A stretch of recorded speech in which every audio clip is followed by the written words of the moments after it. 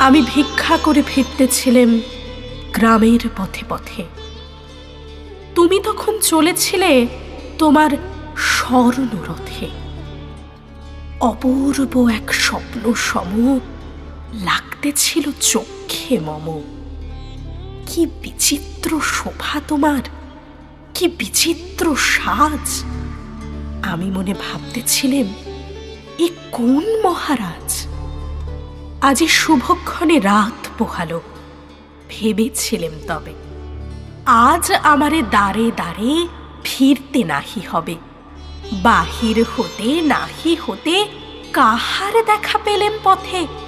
চলিতে রথ ধন ধান্য ছড়াবে দুই ধারে।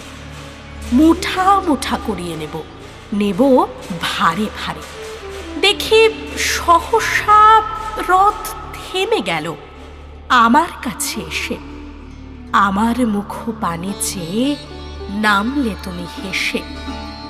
দেখে মুখের প্রসন্নতা জুড়িয়ে গেল সকল ব্যথা।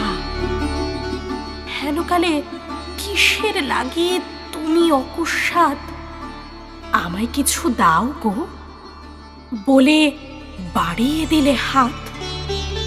মোরে এ কি কথা রাজাধিরাজ, আমায় দাও গো কিছু? শুনে ক্ষণকালের তরে রইনু মাথা নিচু। তোমার কি বা অভাব আছে ভিখারি ভিক্ষুকের কাছে? এ কেবল কৌতুকের বশে আমায় প্রবঞ্চনা। ঝুলি হতে দিলেম তুলে একটি ছোট কণা।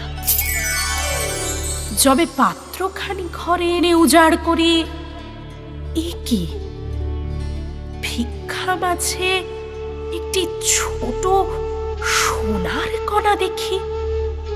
দিলেম যা রাজ ভিখারিরে, স্বর্ণ হয়ে এলো ফিরে। তখন কাঁদি চোখের জলে, দুটি নয়ন ভরে। তোমায় কেন দিইনি আমার সকল শূন্য করে?